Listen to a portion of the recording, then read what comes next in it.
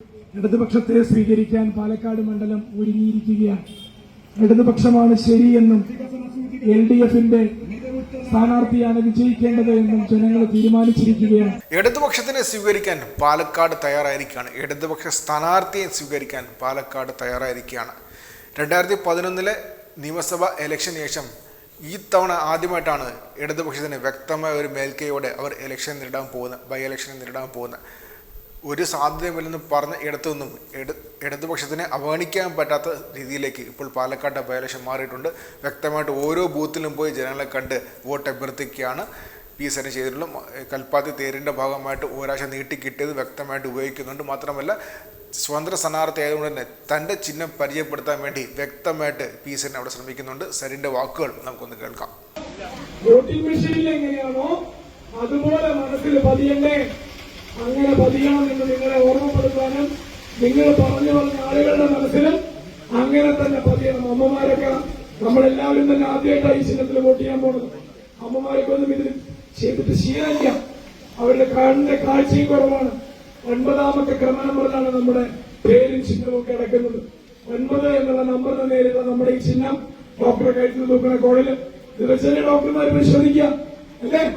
അപ്പൊ ഇത് വെച്ച് പരിശോധിക്കുമ്പോൾ നമുക്ക് കിട്ടുന്ന ആശ്വാസം, ഡോക്ടർ ഇതൊന്ന് വെച്ച് നോക്കുമ്പോൾ നമുക്ക് കിട്ടുന്ന സുഖം, ആ ആശ്വാസത്തിനും സുഖത്തിനും തന്നെയാണ് നമ്മൾ ചിഹ്നമായിട്ട് ഈ ചിഹ്നം എടുത്തിരിക്കുന്നത്.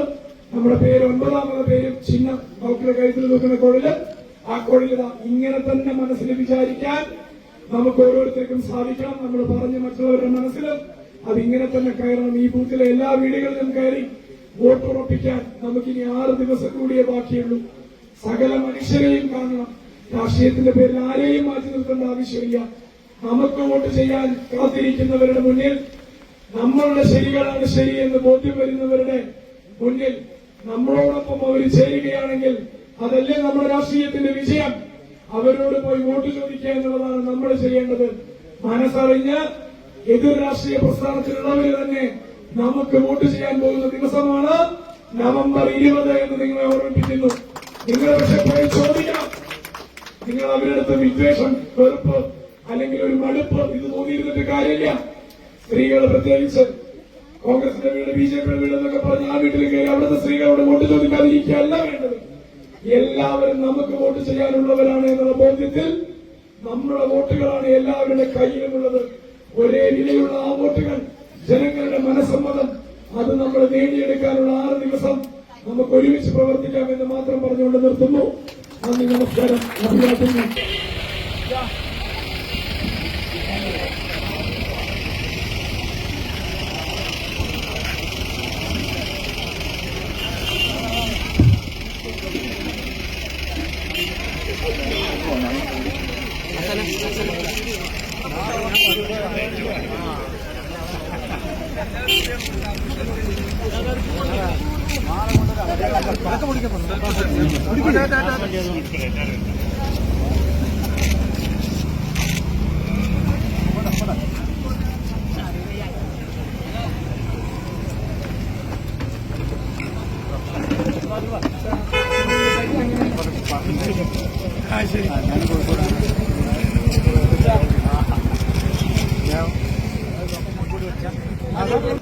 നമ്മളെ കണ്ണാടി പഞ്ചായത്തില് ഉപ്പുംപാടത്തില് ഉള്ള സ്വീകരണം ഇപ്പോ ഇവിടെ ഈ പ്രദേശത്തിന്റെ എല്ലാ നല്ല മനസ്സുകളും ഒരുമിച്ച് നിന്നുകൊണ്ട് ഇടതുപക്ഷത്തിന് നൽകുകയാണ്. ഇടതുപക്ഷത്തെ സ്വീകരിക്കാൻ പാലക്കാട് മണ്ഡലം ഒരുങ്ങിയിരിക്കുകയാണ്. ഇടതുപക്ഷമാണ് ശരിയെന്നും LDFന്റെ സ്ഥാനാർത്ഥിയാണ് വിജയിക്കേണ്ടത് എന്നും ജനങ്ങൾ തീരുമാനിച്ചിരിക്കുകയാണ്.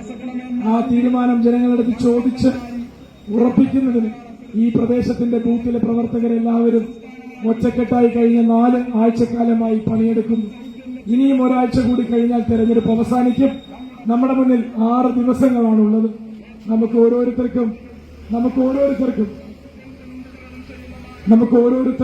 ഓരോ വോട്ടുകളും വിലപ്പെട്ടതാണ് എന്നുള്ള ബോധ്യത്തിൽ നമ്മളെല്ലാവരെയും ചെന്ന് കണ്ട് നമ്മളാൽ കഴിയും വിധം എല്ലാവരിലും എത്തിച്ചേർന്ന് ആ വോട്ട് ഉറപ്പിക്കാനാണ് ശ്രമിച്ചുകൊണ്ടിരിക്കുന്നത് എന്നുള്ള കൃത്യമായ രാഷ്ട്രീയ ബോധ്യത്തിൽ നമ്മൾ എല്ലാവരിലേക്കും ഇറങ്ങിച്ചെല്ലണം.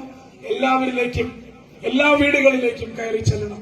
അങ്ങനെ ഒരുമിച്ച് ജയിക്കുന്നതിന് വേണ്ടി, പാലക്കാടിനെ ജയിപ്പിക്കുന്നതിന് വേണ്ടി നമുക്ക് സാധിക്കണം. ഓരോ വോട്ടിന്റെയും വില എന്താണ് എന്ന് കൃത്യമായി അറിയാവുന്നവരാണ് പാലക്കാട്ടെ വോട്ടർമാർ. അത് നഷ്ടപ്പെടുത്തി കളഞ്ഞതിന്റെ പശ്ചാത്താപം, അത് പരിഹരിക്കുന്നതിന് വേണ്ടിയുള്ള തീരുമാനത്തിന്റെ ഉറപ്പ്, ഇതൊക്കെയാണ് ഇത്തവണത്തെ തെരഞ്ഞെടുപ്പിൽ ജനങ്ങൾ മനസ്സിൽ കരുതിയിരിക്കുന്നത്. തെറ്റുപറ്റിപ്പോയതിന്, കഴിഞ്ഞ 3 തവണകളിലായി ജയിച്ചു പോയവർക്ക് ചെയ്യാൻ പറ്റാത്തതൊക്കെ ചെയ്യാൻ പറ്റുന്ന ഒരാളെ കണ്ടെത്താൻ ഈ മണ്ഡലത്തിൽ, ഈ അസംബ്ലിയിൽ ജനങ്ങൾ തയ്യാറായി കഴിഞ്ഞിരിക്കുന്ന ഈ തെരഞ്ഞെടുപ്പിലേക്ക് നമുക്ക് എല്ലാവർക്കും ഒരുമിച്ച് ചെന്ന് വോട്ടുകൾ അഭ്യർത്ഥിക്കാം.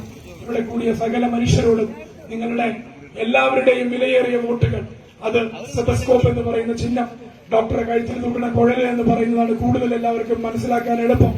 ഡോക്ടറെ കഴുത്തിൽ തൂക്കുന്ന കുഴൽ ഈ ചിഹ്നത്തിൽ നമുക്ക് നൽകി വിജയിപ്പിക്കാൻ എല്ലാവരോടും അഭ്യർത്ഥിക്കുകയാണ്.